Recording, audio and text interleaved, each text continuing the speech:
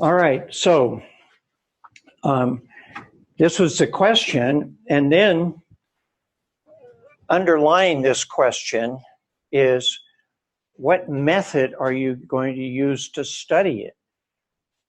A lot of you came up with very important characteristics of social formation, but how are we going to study it 70,000 years ago? And this just gives you a timeline of some of the major civilizations. We tend to focus more on the Greeks and the Europeans as opposed to other indigenous and other civilizations globally.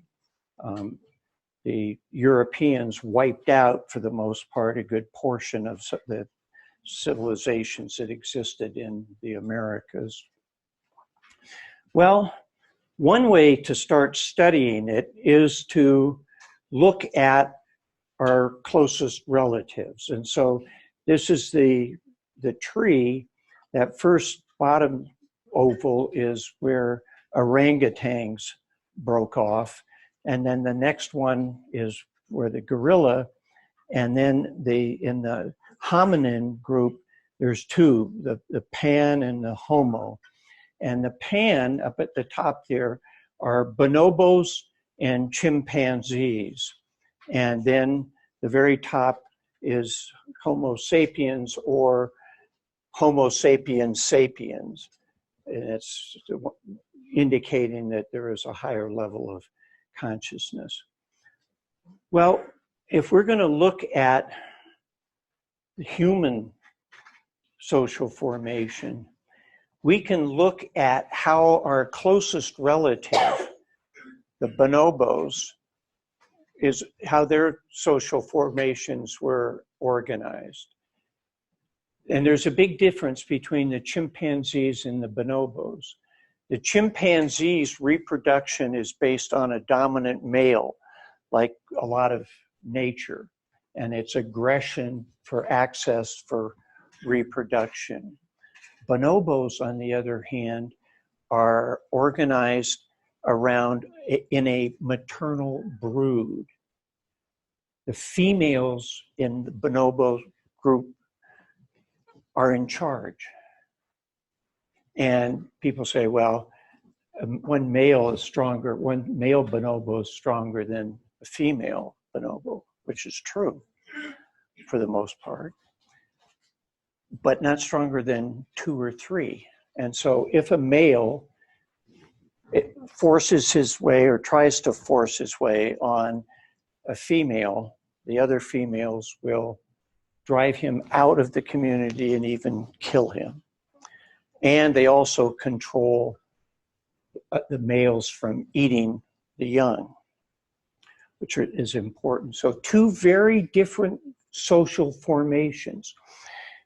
And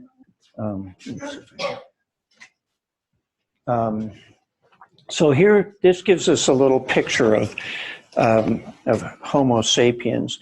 And my thinking is that it would have been impossible for humans to survive if they did not have the social organization that was based on the maternal brood like the bonobos. Because once they leave the protection of the jungle forest and are out on the plains, they're a lot more vulnerable to lions and tigers and bears, oh my. And so if there was fighting over access, if males were fighting over access to females, the social structure would be torn apart and humanity, we would not be sitting here if they had that. And so early human social formations were matrilineal, the same as the bonobos. So you can see that all of the kinship relations are based on the mother. So the ego is the female in the middle, and the red dots are the mothers. And then the others are blank are the the fathers. And there gets to be very complex kinship systems. But a guy, Lewis Morgan, in 1877, wrote a book called Ancient Society. And what he did was he went to live amongst the Iroquois up in the northeast of the United States. And he was amazed to see that their kinship was matrilineal, like many native groups are. And he then became curious about, where did this matrilineal kinship system start? So he went and talked to all of the army people who were invading and had contact with ancient people. He talked to anthropologists, and then he did a linguistic analysis. He studied 170 languages, and every single one of them, the language was set up reflecting matrilineal kinship, so that those relationships are captured in the language. 170. Overwhelming evidence that these early human social formations were based on matrilineal kinship. And then Frederick Engels wrote a book, The Origins of Private Property, the Family, and the State, which takes, and he wrote this in after Morgan's book, but he takes Morgan's findings and then expands them to a broader analysis. And during the witch hunt in particular, because Engels was a communist, the academic world poo-hooed all of the, poo-hooed means, downplayed, argued against all of these findings. And they did so because that goes against the patriarchal system that we have now, and it was communist. So top anthropologists, Claude Levi-Strauss, Franz Boas, they started writing articles criticizing this whole theory. And the foundation of their criticism was that there's no evidence. However, there is evidence, but that was totally discounted. And it wasn't until the rise of the women's movement that Evelyn Reed wrote a book, Women's Evolution, where she looks at Morgan's work and then all of the different studies that have been done and showed how these anthropologists were really doing a big disservice to the science, because women anthropologists began investigating and finding the truth. And she was actually, I knew Evelyn. She was a member of the same political organization, the Socialist Workers' Party, that I was a member of for 20 years or so, and still believe the concepts and the ideas, and we'll talk about them some point. And her companion, George Novak, wrote a book that we'll read from for next week and the next 2 weeks, actually. And so with this kinship system, then understanding that, we can look at other factors that led to the qualitative transformation to human languaging. And this qualitative transformation is what Vygotsky focuses in on. How did human beings gain human consciousness? And it's at this time of the qualitative transformation that this takes place. And with art, there's a level of abstraction and symbolic representation. And then with the tools and hunting for bigger gain, getting more protein for the size of the brain, the neurons, and then the development of the vocal box. And then, so if we're going to look at these two different approaches,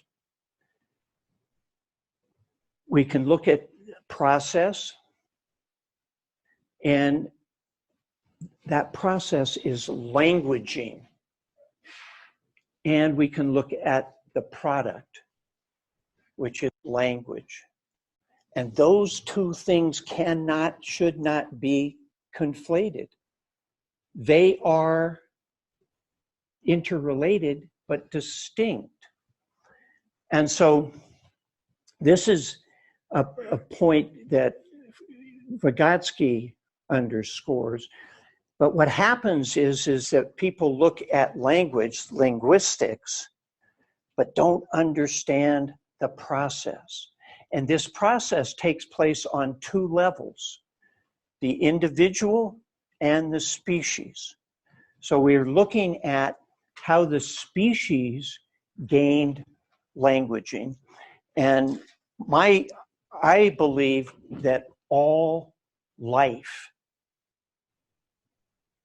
has language. They communicate. These one-cell bacteria communicate with other bacteria cells by releasing a chemical molecule. That chemical molecule can only be taken over by the same species, and they have another molecule that other species of bacteria. They then communicate, and they make a social decision. When you get a virulent bacteria cell inside you, the body doesn't just immediately go and attack because it would overwhelm the bacteria. The bacteria reproduces and reproduces and reproduces. And when the community, the bacteria culture, colony, feels that they have the strength to overwhelm the organism, then they attack. They are communicating. They have their own language. And that's why it's important for us to always distinguish between animal and human. And so that's a fundamental part of life, is this communicating. And then this is, again, another big piece of Vygotsky's work, is the concept of making sense. And when we talk about making sense, excuse me, we tend to conflate making sense and making meaning. That makes sense. But it's important to look at the difference between the two. Sense comes from sensing. This one cell is getting information in patterns, energy patterns, from the environment, chemical, electrical, and thermal. And based on that information, it is deciding to go forward if there's food, or to flee if it's hostile. And so that process of taking information in, sensing it, then perceiving it, transducing it, it's changed into the language of the cell, processed, and then messages are sent to those little flagella to make the thing go forward or back. So right at the very beginning, activity is a huge piece of life. This process of taking information in, sensing it, transducing it into the language of the organism, and then acting, judging and acting on it, is thinking. This is a thinking process that is specific to this particular species. That process, though, sets the foundation for our ability today. 25% of the synapses that are in the human brain, those synapses are ends of neuron cells. 25% of the proteins in those synapses responsible for taking information in and processing it are found in the one-celled bacteria, your eukaryotic cell. So right from the beginning, the brain processes and the thinking processes are unified in the first forms of life. And then it's a question of following the evolution, the development of the brain. The whole thing is taking in as much information as you can, processing it, and then acting on it. And a big part of that processing is, does this feel good or does this feel bad? Is this positive? Is this energy coming in? Is it positive? Is it going to sustain life? Or is it negative? It's going to bring about death. That's affect. And I don't use the word emotion for non-human animals. I think emotion is a human construct, and we'll talk about this later. But all life has affect as a fundamental part of its existence. And so this is a point Vygotsky makes throughout, the key role of affect in the development of life and of relationships. So in a certain sense, we can say that this cell, I sometimes refer to this cell as one-eyed Carrie out of eukaryotic, got the big eye there. This one cell is aware of its environment. It's aware enough of its environment to know whether to leave or to go forward or just to hang. That awareness is the foundation for consciousness. There's a big difference, though, when we use awareness. We tend to think about it as far as human awareness. But with humans, it's conscious awareness. You all are aware that you are aware. And that's a big jump in the development of human consciousness. Other animals are not aware that they are aware. And so that's an important piece of the whole development of life and their thinking structure. Now, when we talk about meaning, if we go back and we imagine, 300,000 years ago, 150,000 years ago, early humans interacting with the environment. And with rocks, if you hit a certain rock certain way, they break according to the laws of the universe. And that break causes a sharp edge. That sharp edge is really a wonderful tool for getting more meat off the bone or fighting, protecting, digging. So they're going through this process here. And then there's a word that it could maybe be a sound that's related to two rocks cracking together. And that sound is part of the whole affective experience that these two individuals are going through and repeated over tens of thousands of years. And this is a process that takes place in all of the different tribes. Human groups, early groups, usually are around 60 to 100 people. And they then, with other tribes, because they were based on similar matrilineal systems, those tribes did fight on occasion, but more often than not, they integrated because they needed men over in this group and they needed females in this group. And so over this period of time, this sound becomes part of this whole experience. And then this sound internally, an individual can hear the sound in their own, they'd actually say it out loud, which would then stimulate them to go and find a rock. So the rock then took on, that sound took on meaning. And this is a big jump, and this is a key place. This is the very essence, foundation, core for Vygotsky's whole system.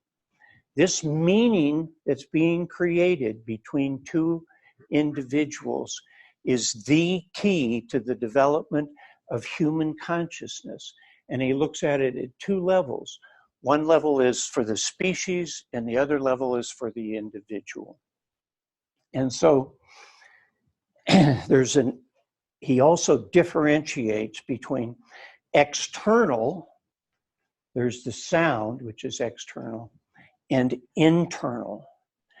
And internally, what happens is that sound, that meaning becomes the foundation for the whole development of a meaning system, a conceptual neuronal network. Every word is a concept. Rock. And a key piece, thinking piece, is, and this is again key to Vygotsky, is the concept of generalization. And it's sort of a funny term. We use it, but we really don't necessarily understand what it means. And it's important to get a good understanding of this concept. There's the rock, the specific, but that sound does not just refer to this particular rock, it refers to all rocks. And that abstract thinking process of generalizing is key to the development of the concepts about the world around us. And that goes into building a big conceptual system and with meaning at its core. But Vygotsky's talking about internal meaning. Each one of you has your own system, thinking, languaging system. And it has meaning at its core. That internal and the external intersect. That's how we can communicate. But they're distinct. And what's happened in almost all the literature about Vygotsky, all of the interpretations that you read, is they conflate those two pieces together. And the key person in conflating it was this person I mentioned last week, Leontiev. He broke with Vygotsky because he did not either understand or agree with this concept of meaning as being central. And that concept ran afoul of the Stalin bureaucracy. And so Leontiev, instead of taking Vygotsky's concept and understanding it, rejected it, and then took on the Stalin Soviet bureaucracy's interpretation and developed a whole another theory that he called activity theory. It's a fundamental break right at this point with the essence of Vygotsky's work.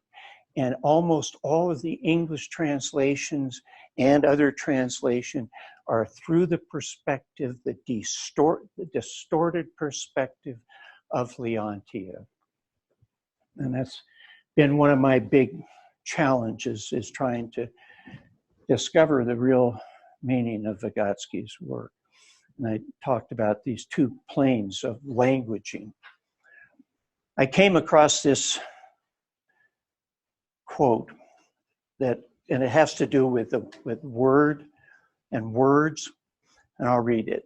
As if the soul's fullness didn't sometimes overflow into the emptiest of metaphors, for no one ever can give the exact measure of his or her needs, his apprehensions, or his sorrows. And human speech is like a cracked cauldron on which we bang out tunes that make bears dance, when we want to move the stars to pity. I just thought that that was beautiful, but it comes to the fact that we all have our own meanings, and we can never fully express that with other people, which is one of the complications of relationships.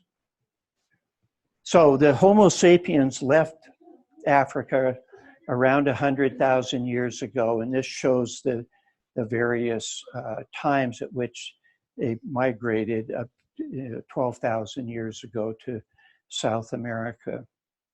And a key piece of this qualitative transformation was the domestication of animals and crops. And it gives you a little feel for the distribution. And you can see that it starts with the dog about 12,000 years ago. And the reason that what happens with dogs is if a dog got rejected by its pack or was wounded or something, it could come close to human groups and get food out of the scraps and that. And then because they had fire, there was a certain amount of protection for the animal as well. And for humans, this provided the first home security system, where the dogs would bark when they heard a predator and humans couldn't get the smell, or so they would start barking, which would alert the social group. And so there was this symbiotic relationship between dogs and humans. And then the big turn was with the bigger crops. And then, so farming, organized farming developed, and these were in river beds around 10,000 BCE, before the Common Era, where the Tigris and the Euphrates come together, that has been the site of massive, massive armament dropped on the people and destroying the civilizations. And then 7,000 BCE, China, 6,000 BCE, and the Indus River, and then around 4,000 in the Americas. And this shows these spots around the river. And a key piece of understanding where we are today is understanding how we went through this transition from the patriarchy to the matriarchy. What happened was, with the domestication of crops and irrigation, you needed more labor power to pick the crops and tend the crops.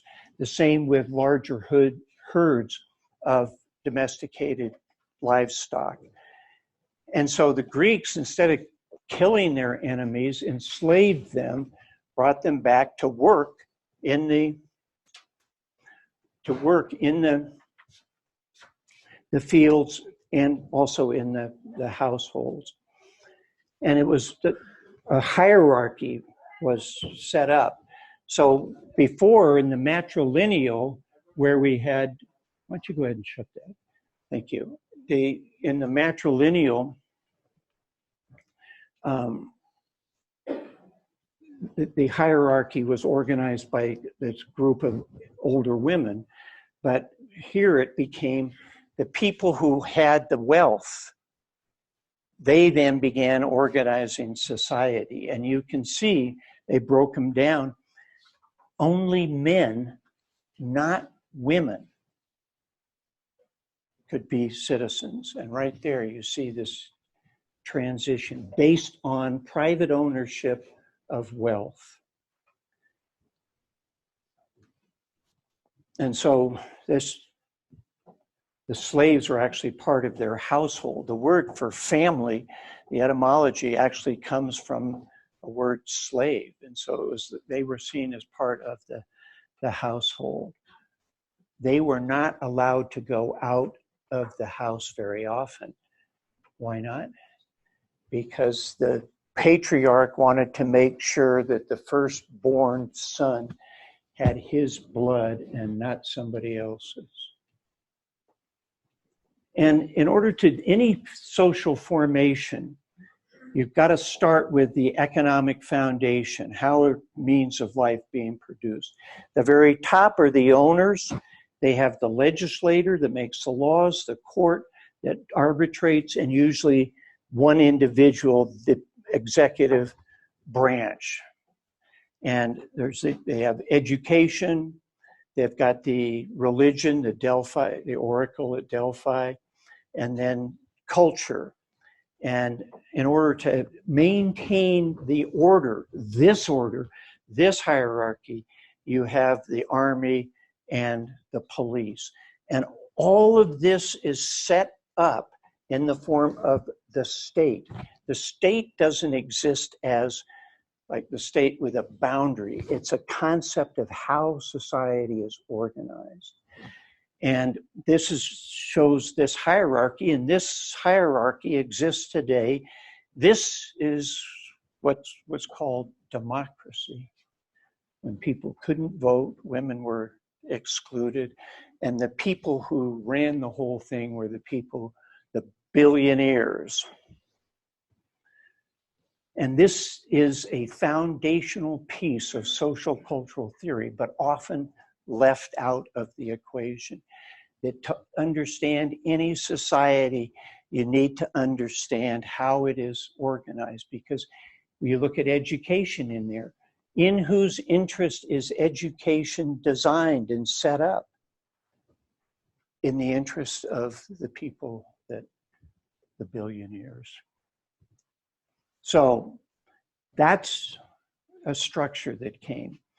And then we look at the Aegean civilizations. Because of all the islands around Greece or the Aegean Sea, they were very good shipbuilders. And so they had all kinds of trade routes. And then the Middle East and Africa, there you can see, also contributed. And so this then led to development of different kingdoms and states in Greece, Macedonia being a prominent one. And Alexander the Great, who was a Macedonian king, then went on this 10-year campaign, taking and pretty much colonizing to a degree that whole area in green. What they were taking to was Greek scientific understanding. And then they were also getting other ways of knowing the world from Africa, from the Middle East, from other indigenous people. And then that really sets us up for where we're going to start next week. Because within the Aegean Sea, you had all of these. You first of all had a slave-based society, which created a lot of free time for the wealthy to sit around and talk and think and do science. And then the questions started coming up. What is the origin of the universe? How do we study it? What is the origin of life? And the Greeks were philosophers and scientists back in that time. And so our reading assignment next time is from the origins of materialism. And it's the evolution of a scientific view of the world, the marriage of science and philosophy. And so that's the foundation. So right there, you have one Mons view of the big picture. And so I'll end it here, and we will chat again. Thank you.